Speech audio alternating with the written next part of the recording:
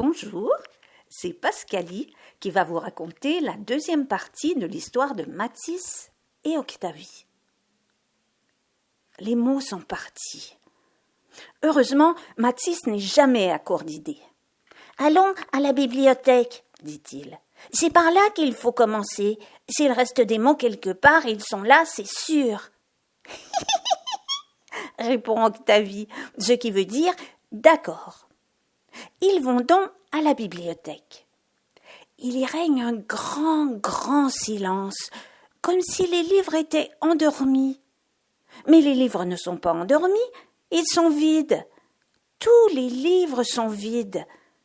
Et la bibliothécaire dort. Ils sortent sur la pointe des pieds. Chut. Mathis se gratte un peu la tête. Il fait ça quand il réfléchit. Scrooge, Scrooge, Scrooge fait Octavie. Le petit marchand de journaux passe l'air triste. Il n'a plus de nouvelles à faire lire dans son journal. La nouvelle de la disparition des lettres n'est même pas publiée.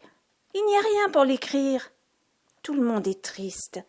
La vie est bouleversée. Les enfants de l'école ont bien ri au début, mais ils ne trouvent plus ça drôle de ne faire que des mathématiques. « Allons manger, dit Mathis. Peut-être aura-t-on une idée. » fait timidement Octavie qui n'ose plus trop rire. Au restaurant, c'est la pagaille. Les serveurs courent partout. Les gens s'impatientent. C'est qu'il n'y a plus rien d'écrit dans les menus. Ceux qui font le service doivent tout énumérer. Quand ils réussissent, la plupart du temps ils se trompent et doivent recommencer, le client ne se souvient plus de ce qu'on lui a dit en premier, et ils doivent alors tout reprendre du début. « Oh viens, ça m'a coupé l'appétit. » répond l'estomac d'Octavie qui meurt de faim. « Qu'est-ce que je ferais si je savais quoi faire ?» dit Mathis, qui n'a jamais été à court d'idées. Pas très loin de là, deux curieux personnages discutent. Le grand a un aspirateur, c'est majuscule. L'autre est tout petit et très nerveux. « J'en ai assez des lettres d'imprimerie. Plus personne n'écrit à la main. Il ne faut pas se laisser faire. C'est inadmissible, inadmissible, inadmissible. Enfin, c'est non. Je ne veux pas, je ne veux pas. »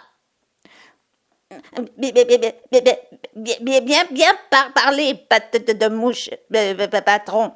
Et moi, je dis non, c'est non au minuscule. Il y en a trop, c'est trop. Allons pas de demander une rançon. Mais mon grand petit sans cervelle, on ne peut pas écrire.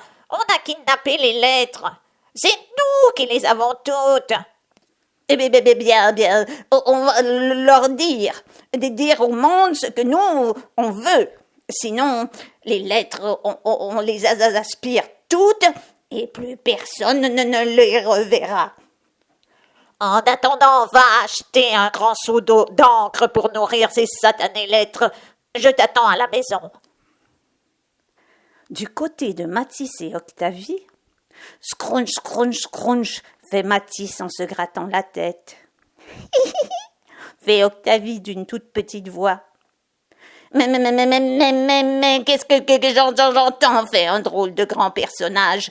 C'était interdit d'utiliser les lettres de jeunes filles. Toutes les lettres sont confisquées. Et quand vous riez, ça fait I. Et I est une lettre. Que je ne vous entende plus. Mon patron a donné un ordre, et quand mon patron donne un ordre, il ne le prête pas. C'est ma majuscule qui vous le dit. Suivons-le, dit Mathis. Majuscule transporte maladroitement un grand seau d'encre.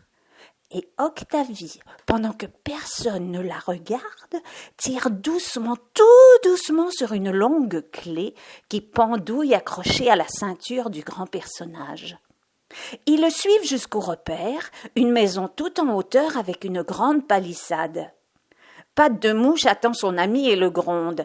Que faisais-tu? Les lettres s'impatientent. Je suis en train de perdre le contrôle. Majuscule, tout barbouillé, dépose le seau d'encre. Les lettres ont faim, ça va les calmer. Tu aurais pu te dépêcher. Tais-toi. Aide-moi plutôt. Matisse et Octavie regardent par une fente entre deux planches. Il y a des lettres partout, dans les arbres, sur la corde à linge, dans le potager. C'est alors qu'Octavie montre la clé à Matisse et que, sans faire de bruit, elle ouvre la porte que les coquins avaient soigneusement verrouillée. Un « i » arrive au pied d'Octavie. Fait-elle, ce qui veut dire c'est une histoire qui finit bien. Vous avez été délinquants. Buvez, buvez mes garnements.